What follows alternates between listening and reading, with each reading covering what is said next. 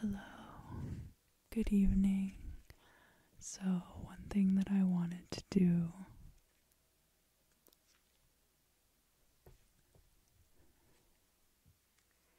is talk a little bit about the iconography in tarot decks, and in conjunction with that, I will be doing an unboxing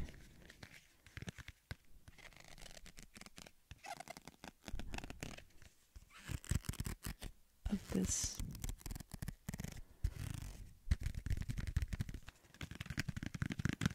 Micah Ulrich illustrated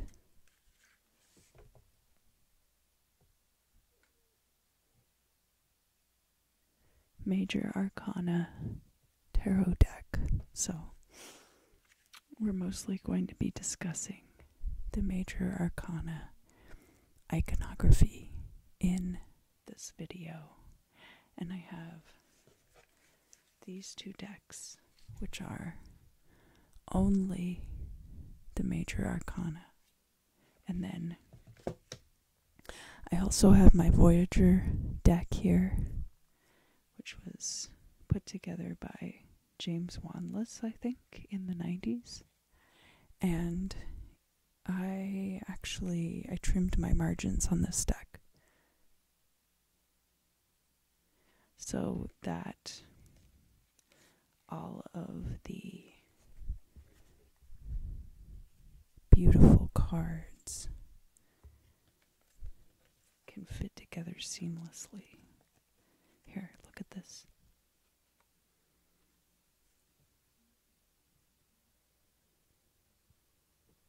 And you can align the different images. I primarily use this deck for meditation, so I keep all the cards in order, and then I will remove cards and lay them out and meditate on goals or visions that I have. So let's unbox. I guess I got deck number 430, and it is signed by the artist.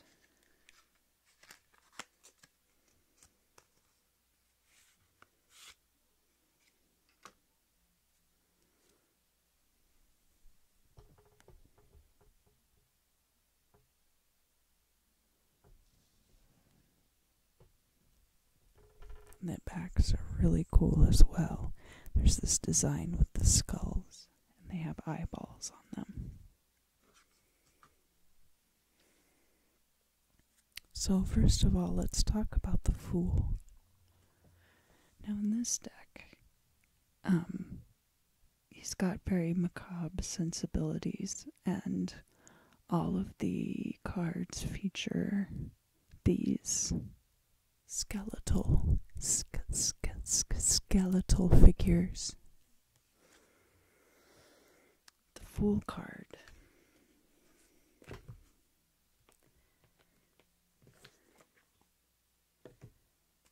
and I bought this deck, the White Witch Tarot, when I first moved out here to California at a Barnes and Noble in Santa Clarita, where I was living at the time.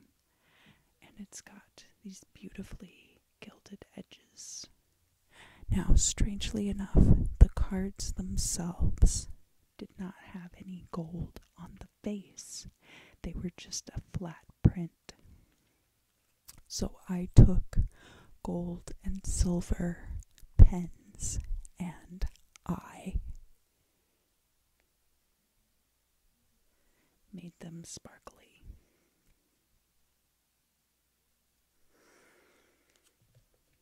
So the iconography of the Fool. Here on this card, she's illustrated the Fool with all of these eyeballs. He can see so much. There's an openness to the Fool. this card, you can see, and this is pretty typical of tarot design, that the Fool will be wandering off the edge of a cliff. The Fool is about blind faith, either in the upright being the positive aspects of the card, or how the card traits are affecting your life in a positive way, or in the inverse. Sometimes things can affect your life in a way that you find detrimental, even if they are good traits. Good.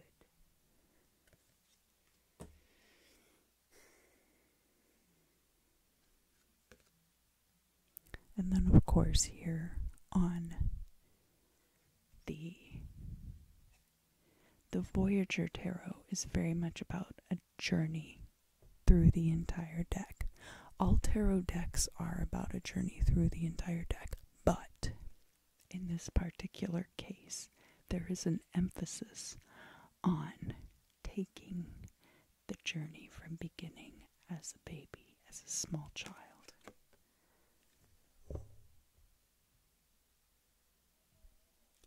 to the very end. Now we look at the Magician.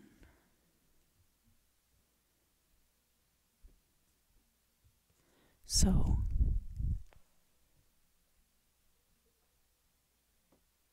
the key with the Magician is that he has these 4 tools. He's got the cup and the wand and the sword. And if you look very closely at this card, you can see that he's wearing a pentagram pendulum pendant.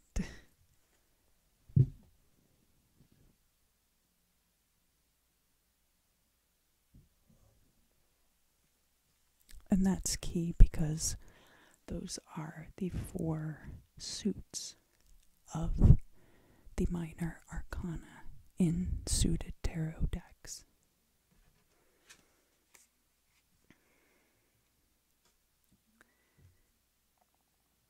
In this deck, Maja is the artist.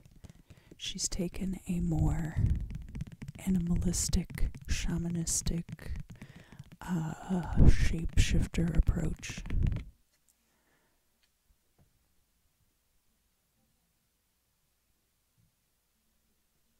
So the Magician card here, the emphasis is on the shape-shifting capabilities of the creator magician.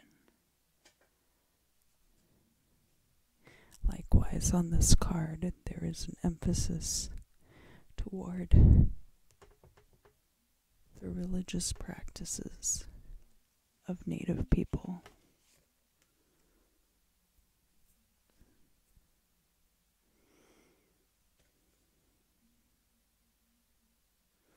And actually, a lot of the suits are echoed on this card as well. You can see this deck has crystals.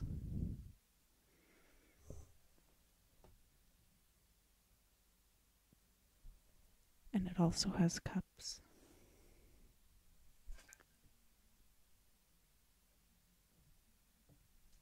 And the wands in this deck are represented by human fingers. And then I think stones is the last suit that's used in this deck. Worlds. It's worlds. So we have the planet here. So it's worlds and crystals. and wands, which are represented by human hands, and then, of course, cups. Now, the High Priestess card is a very interesting card because there's a lot to unpack,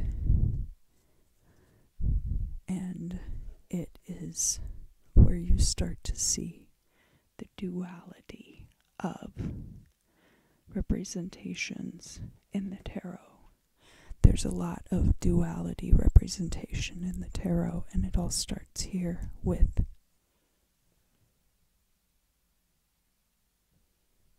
Boaz and Joaquin, the pillars of mercy and severity. And she has this little scroll on her lap, and that scroll is often labeled Torah. It's the truth. It is all of the knowledge held in the world and all the secrets. And she is aligned with the moon.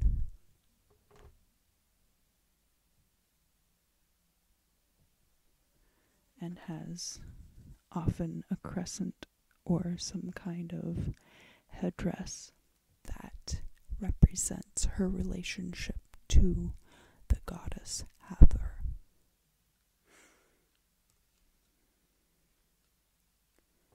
And here on this card you can see that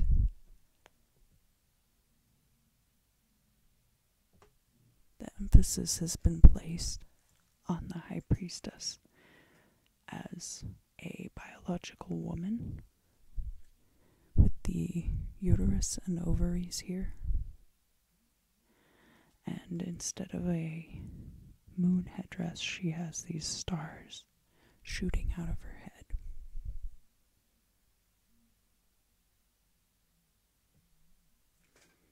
But that is not to say that the High Priestess has to be a woman. It's all about this feminine energy. And here on this card, we have Nefertiti. And we have these columns over here. So James Wanless has taken a lot of the iconography and kind of the collages in this deck. I love for meditation because they are so busy. There's just so much going on. So that I think that in order to incorporate the larger part of the symbolism, a lot of the artistic aesthetic effect may have been compromised. That's not to say that I don't still very much enjoy this deck. We have the Empress card now. The Empress is, of course, aligned with Venus. We have the heart down here. But it's also important to remember that the Empress is just as much aligned with the sign of Taurus.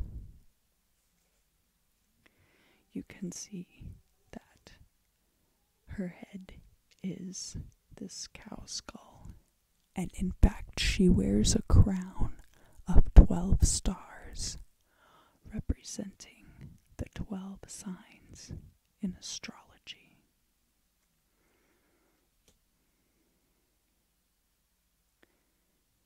Here you can see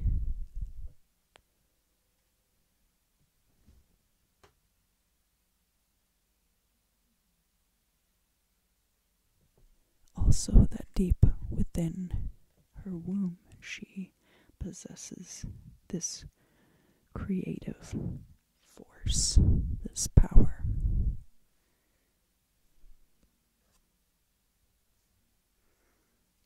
for the Empress card in the Voyager Tarot deck. He features one of the guardian goddesses from the tomb of Tutankhamun, but the way that these goddesses were differentiated largely depended on what they had on top of their head. So you can see here that part of her design has been omitted, and she has a flower on top of her head to represent that creative force, as well as this dove for purity.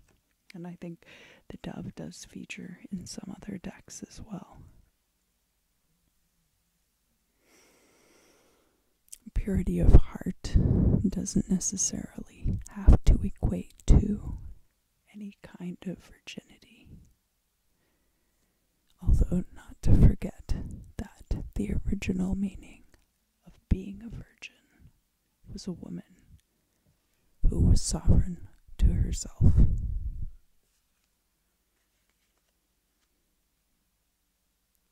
We have the Emperor card. The Emperor is very strongly rooted in the number 4. It's an Aries card, and often he's wearing a red robe. The number 4 is somewhat of a completion. 3 is a completion in that a 3-legged stool will not wobble. 4 is a completion in that a house has 4 walls. He's all about order and the force that it takes to maintain that order. A masculine force, according to some people. Here on the White Witch Tarot, he has this eagle face next to his own face, very stern. And then, of course, here in the Voyager Tarot, you can see all of these classical rulers, and he has also included these rams for Aries.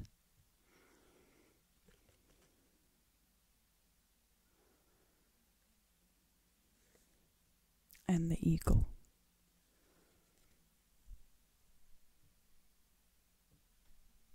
And we can get more into the tetramorph and additional meanings of the eagle when we get to the world. Perhaps there is some tetramorph iconography in here. If not, I will certainly touch upon it anyway.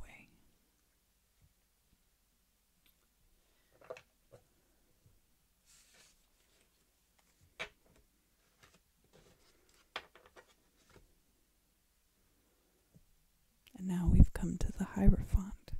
Now, in some decks, the Hierophant actually has a couple of tonsured monks or other sycophants at his feet. The Hierophant is a different sort of a ruler. He is a moral guider. He is a spiritual leader. So instead of force, he uses dogma. Unlike the High Priestess, whose strength lies in her secrets, and who is very much a solitary figure, the Hierophant's power comes from his numbers. The Hierophant could also be seen as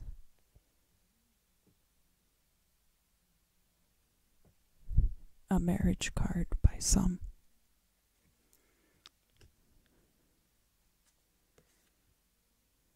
And here you see that they've taken a lot of Buddhist iconography for this card, which is very interesting to me because, to me, reading Buddhist scriptures, it seems a little antithetical to the whole idea of the Hierophant.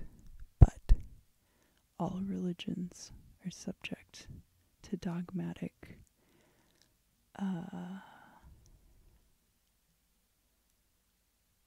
pedantry, pedagogy, dogmatic pedagogy. Is that redundant?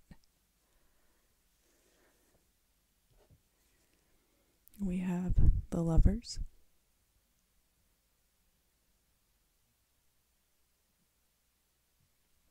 Now sometimes on the Lovers card you'll see also that there is an angel above, or sometimes there are two women and one man, and the man is depicted as being lower and having to choose between the two women. Other times, like here, you can see very faintly in the corner this idea of a quince tree, a reference to the Garden of Eden and Adam and Eve.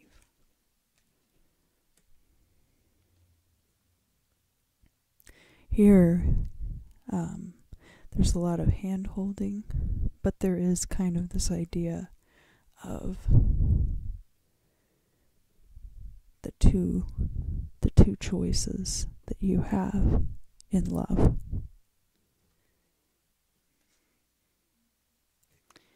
And here we have this classic art piece. Well, not classical, it's a modern art piece, but it's pretty well known. I forget the artist specifically. And then we have this piece from a Rousseau painting down here, where this woman is playing flute for a lion.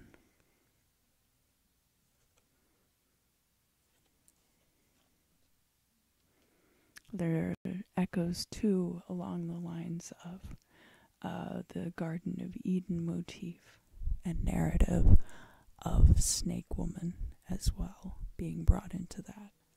The Snake Woman, I think, probably having been vilified by the entire creation story in the Bible. Next we have the Chariot. So the Chariot is a very interesting card because it carries the echoes of the pillars of mercy and severity in these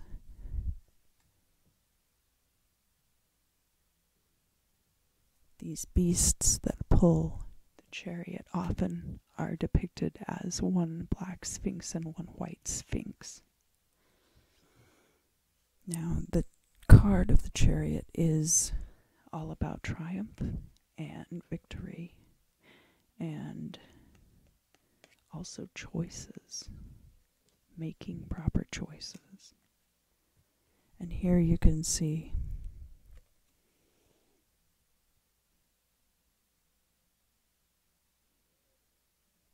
there's an idea of that duality, and also kind of the chariot as a vessel and like a house, like a structure, a container for people, which is interesting. These cards have some very, very interesting iconography that's actually quite unique, but I wanted to include some different examples other than the Rider-Waite. I do recommend studying the Rider-Waite heavily, as an emphasis was put onto depicting properly the tarot iconography, and then from there you'll have a much better idea of what any of these other decks are talking about.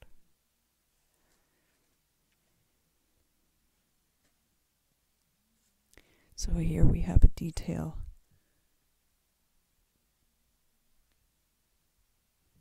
I believe they must have had an art book from Tutankhamun's tomb, because I think that was also another piece from his cache. And we have this little rear view mirror.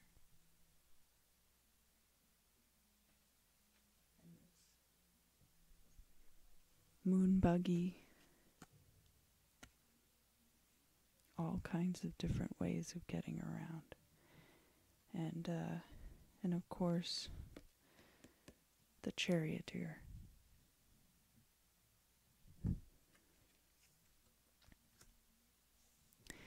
Now, this is a point at which we get to one of many discrepancies. So, in the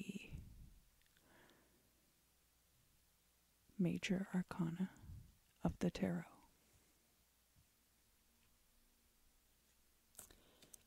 often you'll have the strength card.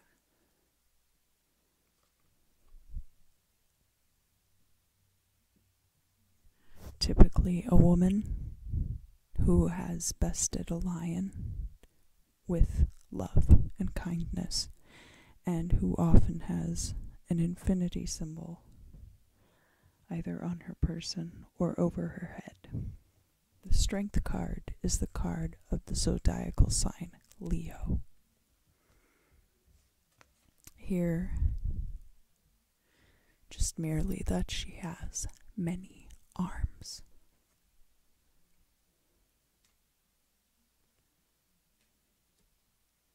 But in some decks, instead of the 8th card being the strength card, it is transposed with the justice card.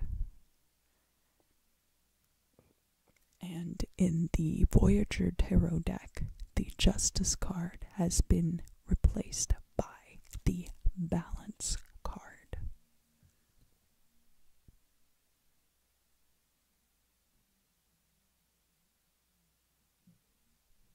I really, really love this card and how it's been done.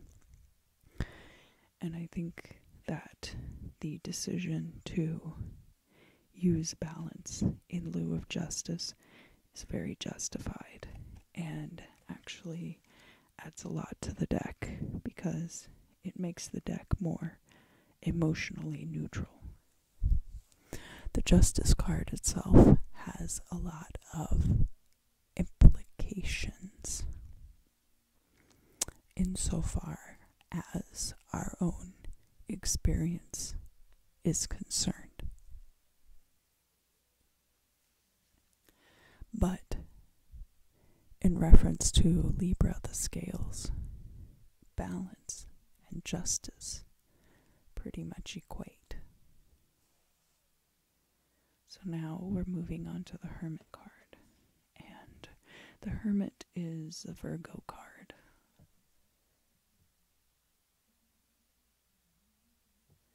You may recognize, if you are a fan of Led Zeppelin, that this was from the back cover of Led Zeppelin 4, which is the album with the song Stairway to Heaven. The Hermit is all about interpersonal journeys, and as a result of that, somewhat isolation. Now, that's not to say that the Hermit is lonely. In fact, he lets his beacon shine as a light to the rest of the world.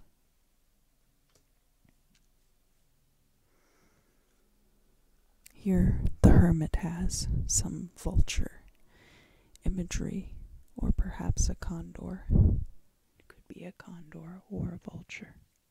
Either way.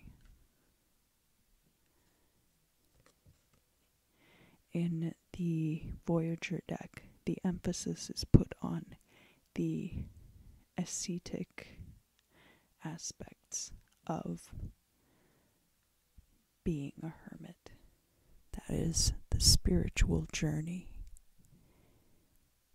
Here there are some Egyptian gods corner. Although, because underneath it are images of men working in the fields and cutting wheat, I don't think that that is from the Hall of Judges in the Book of the Dead. I think that's just merely a veneration. But we do have this, I believe, Middle American stone deity, and we have also this bundle of garter snakes, which I think is a very interesting addition to that card. Now, the Wheel of Fortune has tarot written on the card.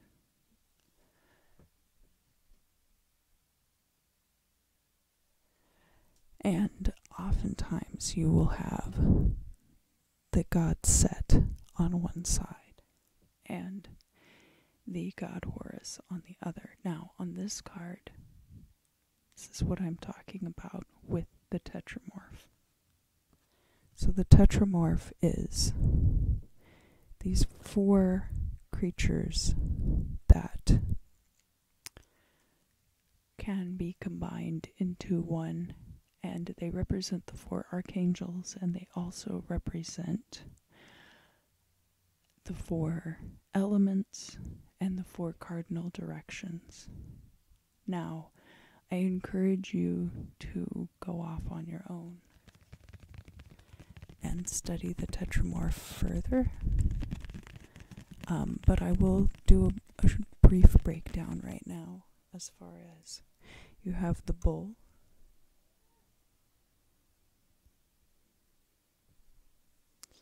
you have the lion,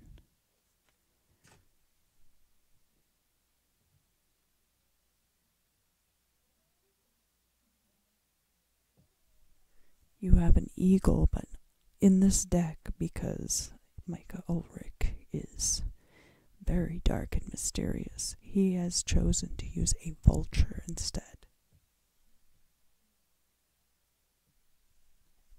And then, of course, man.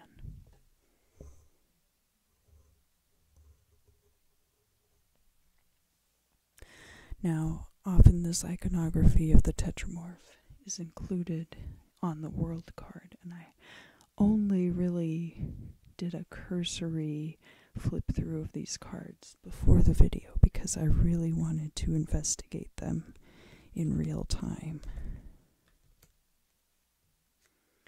Here, the Wheel of Fortune, she has represented as an Ouroboros, the serpent eating its own tail, encircling this fetus, a small infant baby.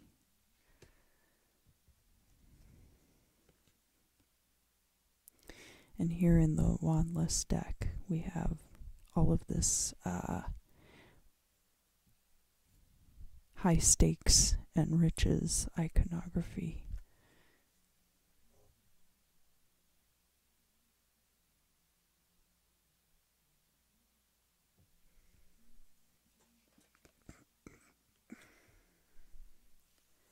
So here we do have the strength card for the Voyager deck, and it's very interesting. We've got this lion who's got a human hand, and we have this headrest was used in ancient Egypt as a pillow, and on top of that is an egg. And down here,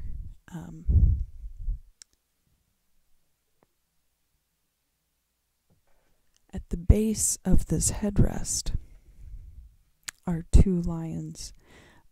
Often they would have this double lion that had a head on either side. It was the Aker, and it represented dawn and dusk, the 2 stations of the sun related to its transition. So now we do have the Justice card, and Often Justice will have a sword as well. So here on this card, the scales, of course, that's pretty typical, but then also Justice wielding a sword. And here I really like how he's incorporated these crumbling pillars. And in the White Witch Tarot deck, she has like the Suicide Kings. An eye for an eye, I guess. That's really cool. She does a lot more visual metaphor in this deck.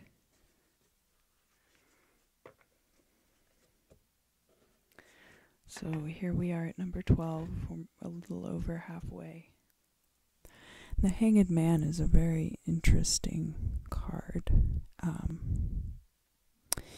Because he's not exactly hanging by the neck, although I'm sure there are decks out there that show the Hanged Man hanging by the neck. Really, what it's a reference to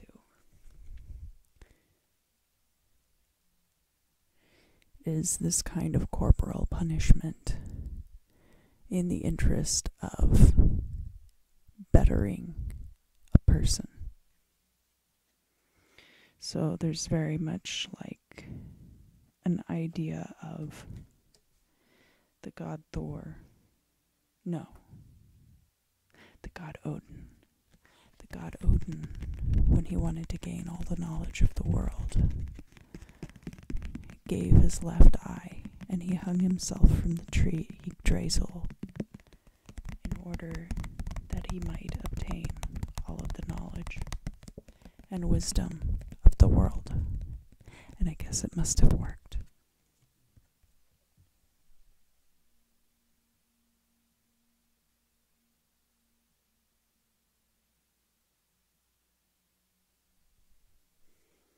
The imagery on this card is just very abstract, but it does have a good hourglass shape. You've got the hand reaching up that looks like a tree.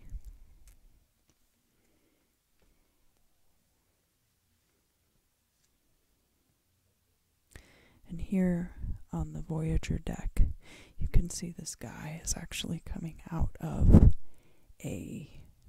like a wormhole or an event horizon, which I really love about this deck, that it's so out there with the symbolism.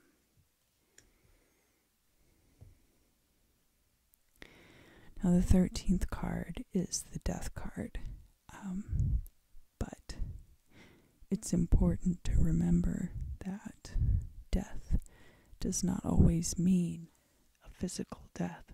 Sometimes death simply means a transformation into something brand new.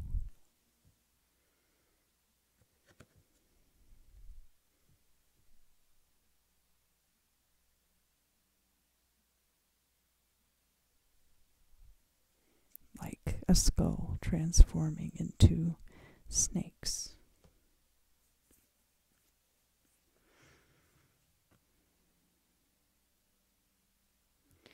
This death has been out threshing wheat.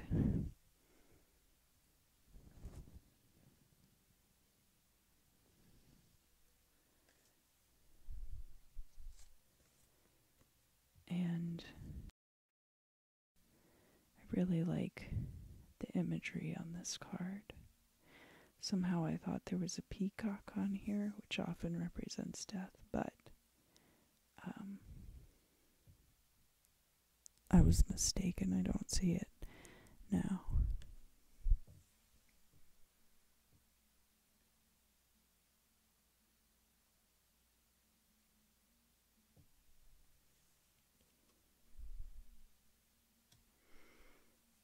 And so then the 14th card is Temperance, and you'll get this angel who is the Archangel Gabriel and is pouring water between two vessels and will have one foot in the water and one foot out of the water.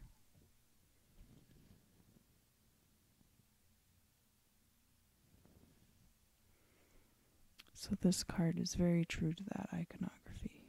And here you have the Temperance of the dove flying with its heart, and then the eagle ripping the person's face.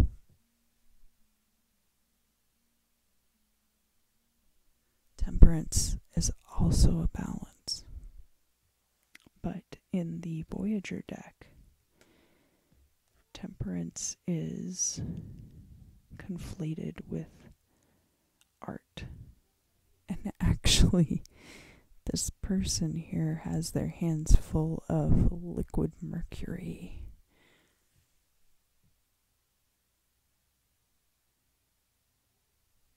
Which is not safe. I hope no one was harmed in the making of this deck. And this video is getting kind of long, but I wanted to kind of go through the major arcana and talk about the iconography and why it's important to be able to look at a card and understand what it's telling you on a more intrinsic level. There is a certain amount of intuitive reading that you can do just by looking at the cards themselves and not having to memorize all of these different intricate meanings. The symbolism is so interesting and crucial to your overall success as a reader.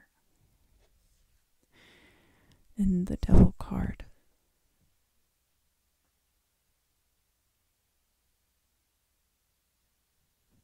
One thing about the Devil card is that Baphomet is often depicted with breasts.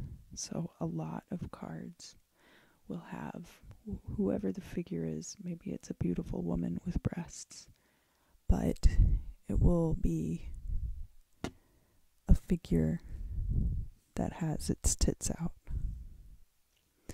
And you have these two poor, unfortunate souls who are tied to the devil and the vices and material things that the devil represents. The devil could also be a Capricorn.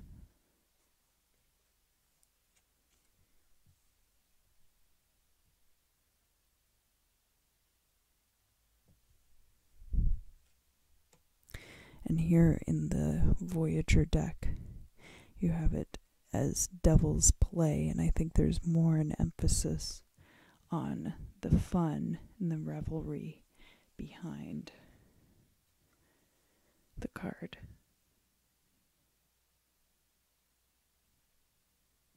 And of course, mushrooms. Then we have the Tower. The Tower and the Death card are very similar in some key ways. So, the Death card often represents a sudden and drastic change, as does the Tower card. Now, there's an implication with the Tower card that there is destruction occurring, and that the change will be sudden and transformative due to the destructive nature of that change.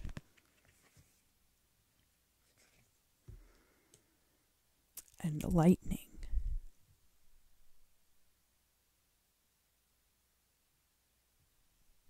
Lightning figures heavily in the Tower iconography in a lot of decks.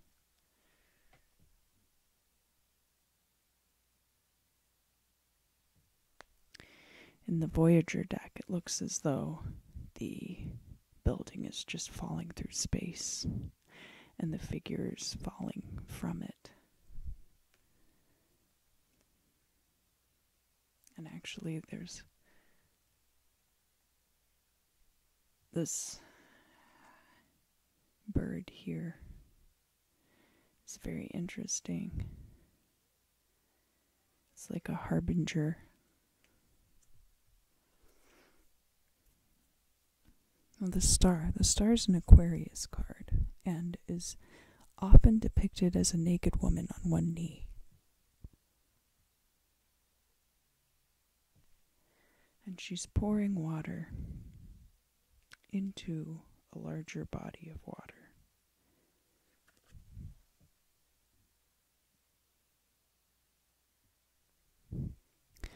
This is more of an astral representation of the star, where you are able to ascend.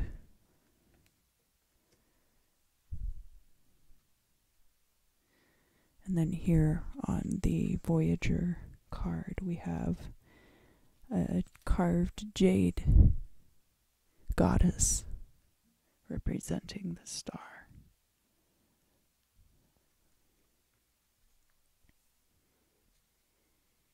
And then the moon is next. Now, the moon also deals with this duality.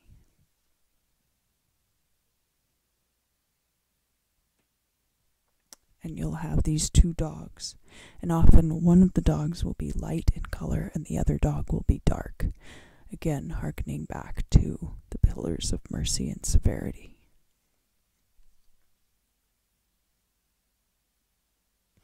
Now, the moon is a Cancer card, the sign Cancer. But usually what is depicted will be either a scorpion or a lobster.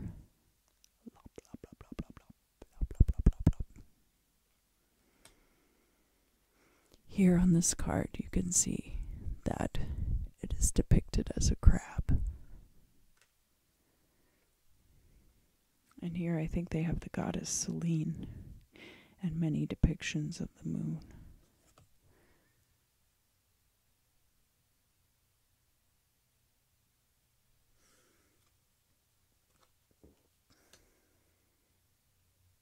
Now the sun. I am going to deal with the Voyager deck first because it's becoming more and more apparent to me that they had a Tutankhamun pictorial book and that they have drawn heavily from it. Which I don't hate. I love Tutankhamun. I love all his stuff. It's mostly gold.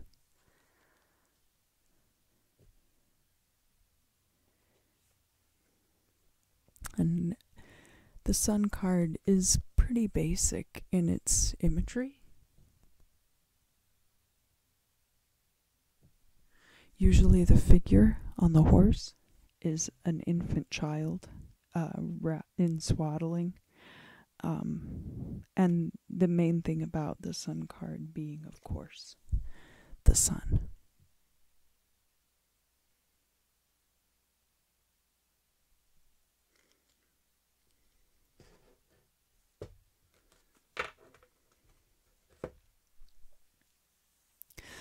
Alright, now we have the Justice card in the Major Arcana, and we also have the Judgment card. Now, first off, I'm going to deal with the White Witch Tarot, because I love the way that she has depicted how judgment feels, in that she has all of these swirling judgments from peers over this person's head. But then, of course, really judgment is more to do with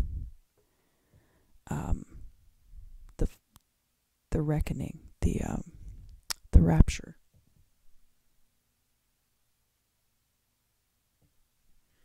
And a lot of times you'll see on the Judgment card a bunch of people rising out of their coffins, and their skin is kind of a grayish tinge as the trumpet is being blown. I always like in the tarot decks when they depict the deceased with gray skin. Now, in the Voyager deck, obviously their emphasis is away from polarizing language. And so this deck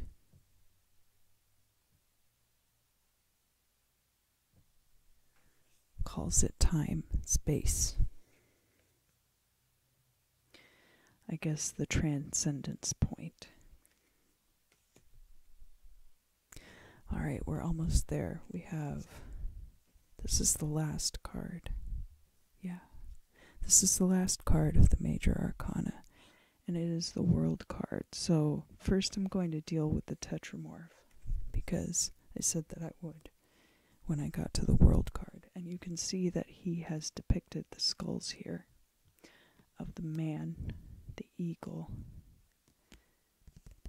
the lion, and the bull.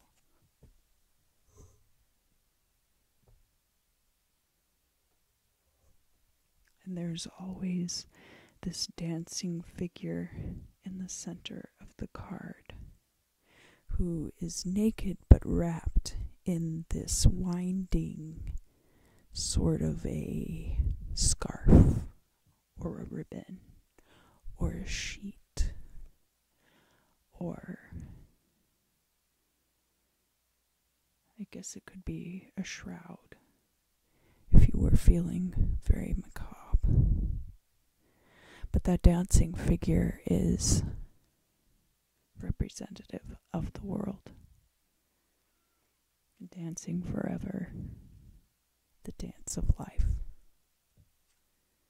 And of course, the Voyager deck is universe.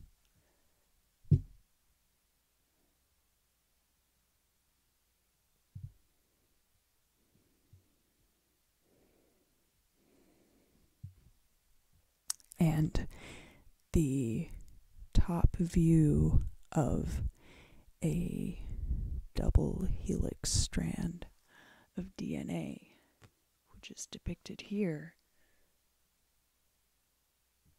is also the design on the back of the cards. So that's a top view of DNA looking down. Alright, that is the Major Arcana of the Tarot. There are a few variations, but I think I covered all of the major bases. And I hope that this will help you as you read your own decks of cards.